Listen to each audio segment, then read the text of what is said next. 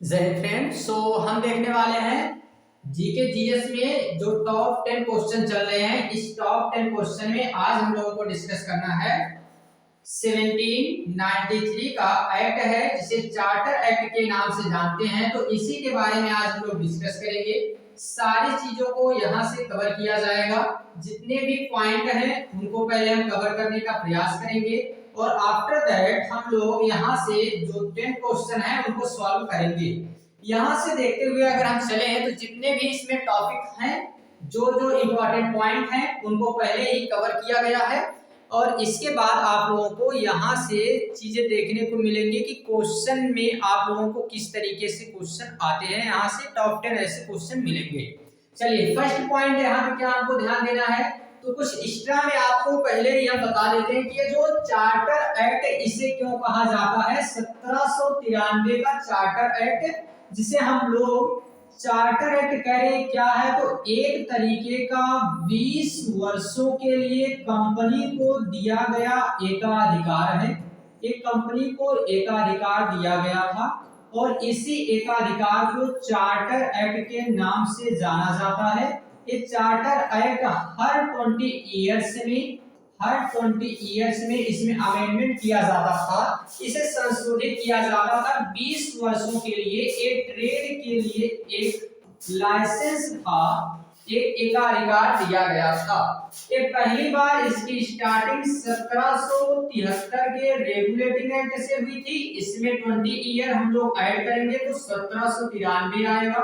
1793 में हम 20 year add करेंगे तो 1813 और 1813 में 20 ईयर ऐड करेंगे तो फिर यहाँ पे 1835। इस तरीके से ये रेगुलेटिंग एक्ट से लेकर के ये चलता है कब तक, 1833 तक ये चलेगा। और 1833 जो है यही इसका क्या है, लास्ट चार्टर एक्ट कहलाता है। क्यों ऐसा क्यों हम कह रहे हैं, ऐसा इसलिए फिर इसके बाद 1833 के बाद अगर हम बात करते हैं तो यहाँ पे 53 भी आएगा, 1853 आएगा। बट हम क्या कहेंगे कि ये लास्ट, हम इसको नाम देंगे 1853 को ही ना, ये लास्ट रहेगा। बट इसमें एक चीज ये याद रखना है ना कि यहाँ सबसे ज्यादा सेंट्रलाइजेशन हो चुका था। ठीक है, ये चार्टर एक्ट हर 20 ईयर पे आए हैं, उनको आगे अभी हम समझते हुए जाएंगे। बट इससे पहले अगर हम बात करते हैं तो यहाँ पे कुछ पॉइंट ध्यान देने हैं। और फर्स्ट पॉइंट यहाँ से क्या है हमारे पास, तो फर्स्ट पॉइंट है कि कंपनी के लिए ना एकाधिकार दिया गया था 20 ईयर्स का, जिसे हम लोग चार्टर के नाम से जानते थे। दूसरी बात इसमें है कि बॉम्बे और मद्रास हमने आपको बताया था कि 3 पावर ऑफ जोन थे। यहाँ पे 3 पावर्स ऑफ जोन देखने को मिलते हैं इस पूरे इंडिया में। उस समय में 3 पावर्स ऑफ जोन थे। एक था जिसे हम लोग जानते थे बॉम्बे के नाम से, एक तो बॉम्बे के नाम से था। दूसरे को हम लोग क्या नाम देते थे, दूसरे को नाम देते थे बंगाल। और तीसरे नंबर पे आता था जिसे हम लोग मद्रास के नाम से जानते थे। तो इसमें ये जो पावर्स ऑफ जोन थे, जिसमें हम लोग फर्स्ट पॉइंट अगर यहाँ से देखते हैं तो एग्जीक्यूटिव पावर और लेजिस्लेटिव पावर, और इनके पास भी ऐसे ही एग्जीक्यूटिव पावर और लेजिस्लेटिव पावर होती थी। तो यहाँ से 1773 में ही बताया गया था कि जो लेजिस्लेटिव पावर है ये चली गई थी किसके पास, तो बंगाल के गवर्नर जनरल के पास ये पावर चली गई थी। बट यहाँ पे हम देखते हैं कि अगर इनमें बात करें तो जो 1793 का एक्ट है, इसमें क्या बताया जा रहा है कि 1793 के एक्ट में हमको क्या क्या देखने को मिल रहा है। यहाँ से हम ध्यान देते हैं तो ये जो बॉम्बे और मद्रास है, यहाँ पे गवर्नर जनरल का अधिक नियंत्रण हो गया था। यानी कि जो केवल यहाँ से अभी तक लेजिस्लेटिव पावर यहाँ दी गई थी, जिसे हम विधायी शक्ति के नाम से जानते हैं, ये जो विधायी शक्ति यहाँ से भेजी गई थी, यही अब कार्य शक्ति भी यहाँ से भेज दी जाती है, एग्जीक्यूटिव पावर जिसे कहा जाता है। ठीक, चलिए अगले पॉइंट पे आते हैं। अगला पॉइंट क्या है, तो अगला पॉइंट है यहाँ से निदेशक मंडल के लिए वेतन और भत्ते ब्रिटिश राजस्व के भुगतान किए जाते थे। इसका मतलब है कि यहाँ पे जो भी देखभाल करने के लिए जो मंडल बनाया गया था, एक ब्रिटिश राजस्व से भुगतान किया जाता था। ब्रिटिश राजस्व से भुगतान करने का मतलब है कि जो भी टैक्स कलेक्शन होगा, जो भी चीजें यहाँ से टैक्स से हम लोगों को मिलती हैं, हमारे ही भारत देश से ये अंग्रेज लोग वसूल के ले जाएंगे और यहीं से वसूल कर ले जाने के बाद और ले जाके इसको जो है वहां पे टैक्स के रूप में रख के और इसी से यहाँ पे क्या करेंगे कि निदेशक मंडल को जो वहां बनाया गया है, बना है ब्रिटेन में बना है और टैक्स हमारा है, पैसा हमारा है, हमारे पैसों से ले जाके ये लोग क्या कर रहे हैं, ये ले जाके वहां पे जो है उनको सैलरी दे रहे हैं, तरीके का वेतन भत्ता जो भी चाहिए उनको वेतन भत्ते सारी चीजें दे रहे हैं और वहां पे सैलरी किसकी भाई दी जा रही है, तो वो भी अंग्रेज ही हैं और इनको दिया कहां से जा रहा है, तो हमारे यहाँ से जो टैक्स कलेक्शन कर रहे हैं इनसे ले जाके दे रहे हैं। ठीक है, तो ये चीज भी हमको इसी में इस पॉइंट को भी याद रखते हुए चलना है। ठीक, चलिए अगले पॉइंट पे आते हैं और अगला पॉइंट क्या है,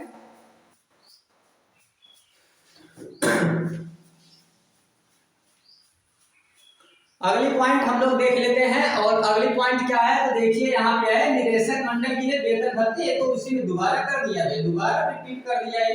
ठीक है, जिसे बोर्ड ऑफ कंट्रोल कहते थे, जो कंट्रोल करने का काम करता था उनका वेतन यहाँ से दिया जाता था। ठीक, और याद रखना है ना, क्या चीजें याद रखनी है आपको, याद रखनी है एक छोटी सी बात कि कई चेहरे हमारे हार को देखने के लिए इंतजार में बैठे थे, हम मुस्कुराकर उनकी उम्मीदों का जनाजा निकाला है। ठीक, तो यहाँ पे अगली पॉइंट उनको क्या देखना है कि अगली पॉइंट देखना है कि निदेशक मंडल और इनको जो वेतन दिया जाना है एक ब्रिटिश राजस्व से दिया जाना है।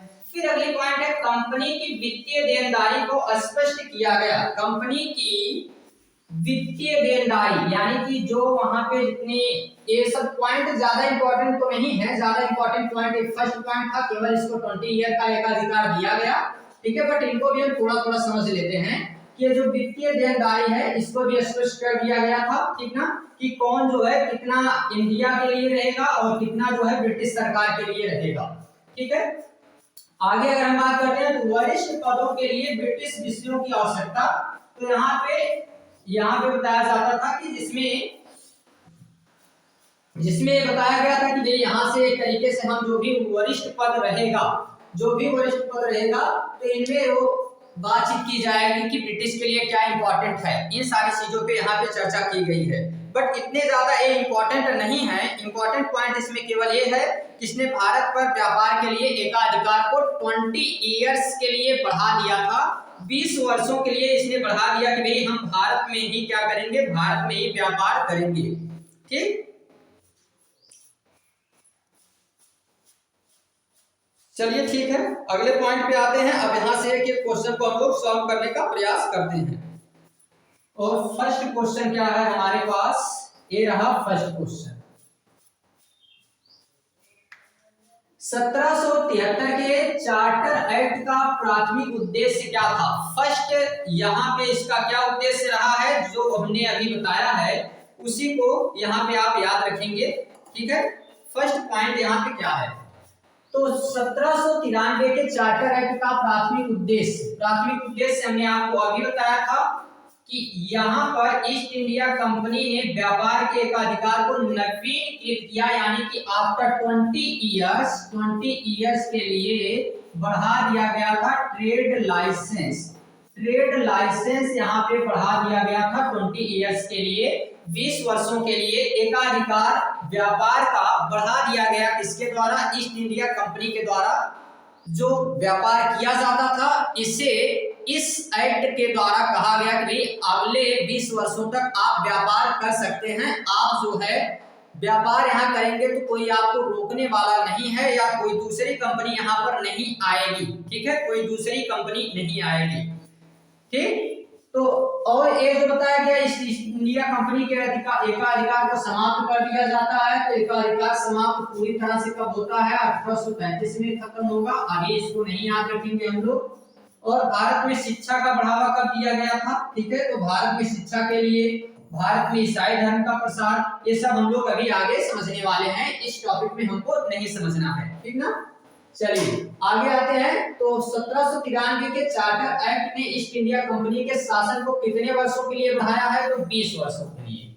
20 वर्षों के लिए बढ़ाया गया था। 20 वर्षों के लिए, जैसा कि अभी हमने देखा था, 20 वर्षों के लिए इसको बढ़ा दिया गया है। ऐसे 30, 40 और 10 वर्षों के लिए ऐसा कोई भी लाइसेंस नहीं दिया गया था। ये 20 वर्षों के लिए ही लाइसेंस यहाँ पे दिया गया था, ठीक ना।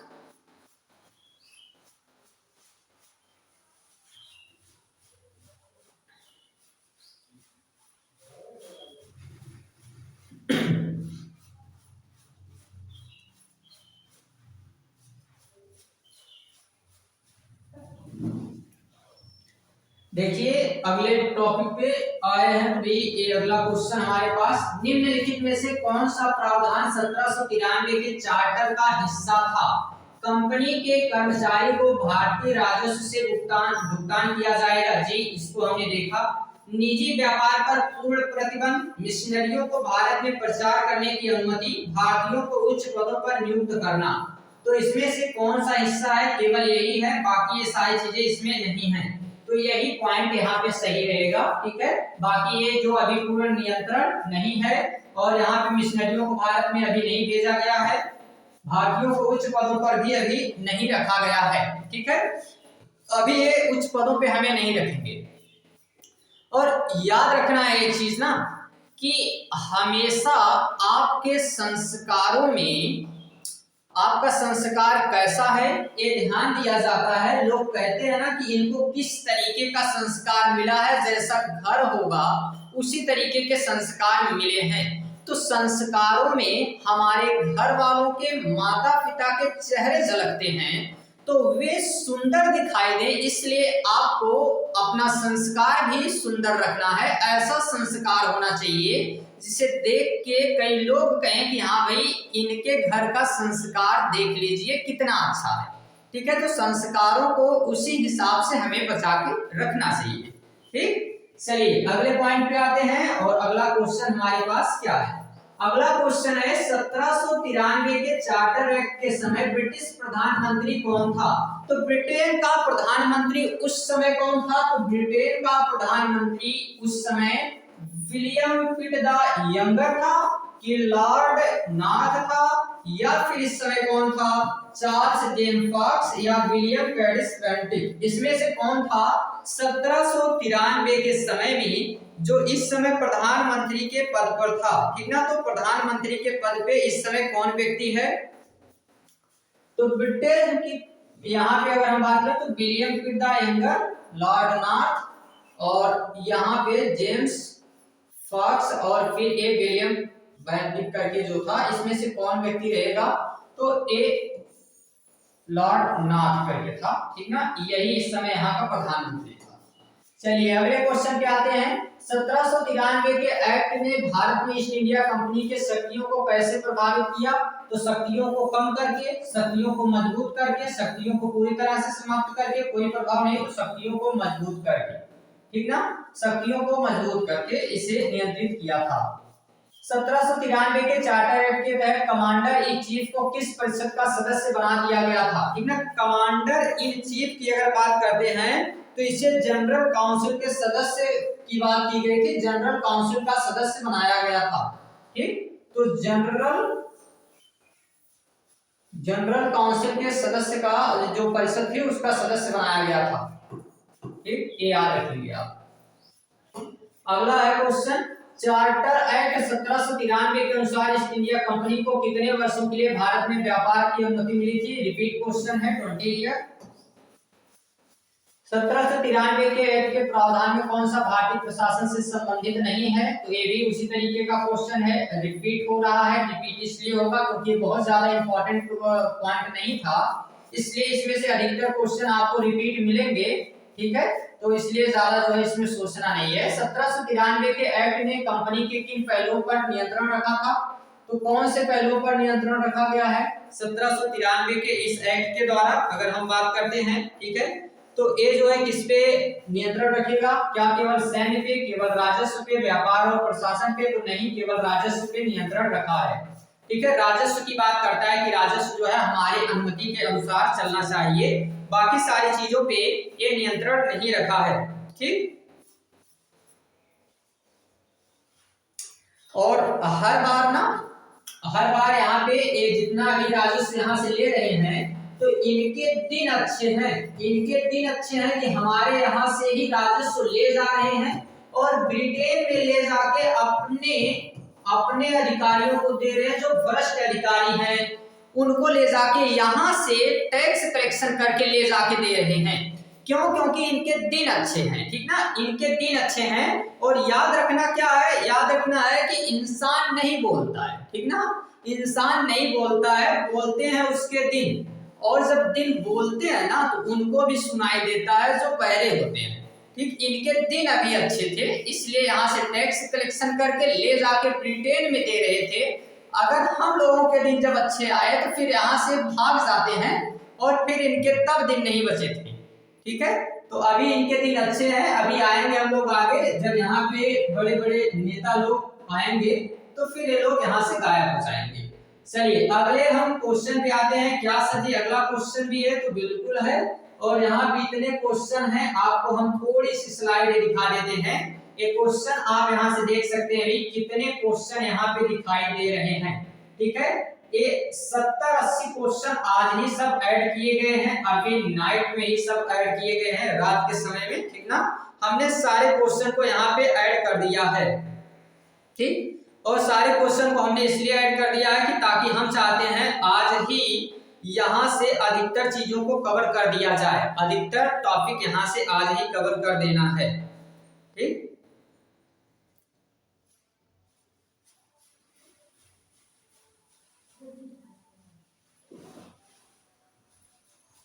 तो चलिए अगले टॉपिक पे आते हैं। और अगला टॉपिक क्या है हमारे पास?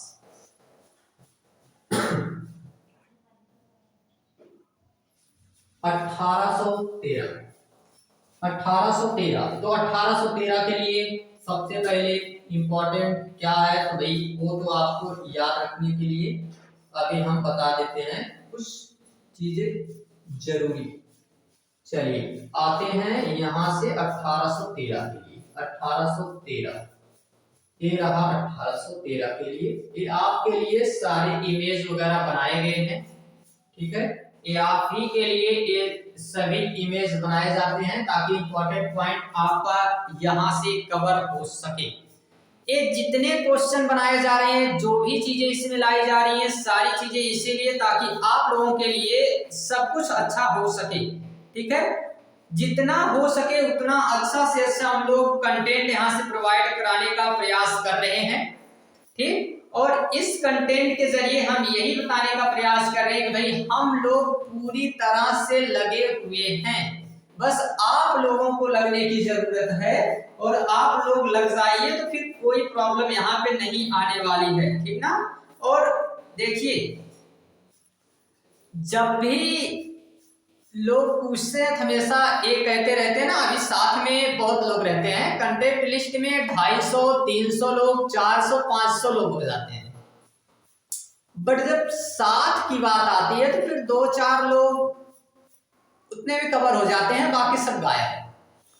और हर बार जब आपसे मिलेंगे ना तो साथ देने और सलाह देने में बड़ा फर्क होता है। सलाह देने वालों की संख्या बहुत ज्यादा होती है, वो सलाह आपको देंगे कि हार मत मानना, ठीक ना, हार मत मानना, लगे रहना है। बट वो ये नहीं पूछते हैं कि हार तो नहीं मानना है भाई, लेकिन थके कितने हो ये नहीं पूछने वाले हैं। सब लोग ये कहेंगे कि करते रहना है, आगे बढ़ते रहना है, इसमें बनाते रहिए, आप ये सारी चीजें करते रहिए, एक ना एक दिन होगा। और लेकिन ये नहीं जानते हैं कि अभी जो एक दिन हो रहा है ये नहीं, इससे कोई मतलब नहीं है। तो लोग आपसे पूछेंगे केवल यही चीजें। और ऐसे भी ये पूछा जाता है कि कैसे हैं, ये सवाल अब नहीं मिलते हैं, क्या कर रहे हैं, ये सवाल हर पल मिलते हैं। तो अब क्या करना है, यही सवाल कहीं पर भी। अभी कल एक फ्रेंड मिले हमारे, जब हम लोग इंटरमीडिएट कर रहे थे, क्लास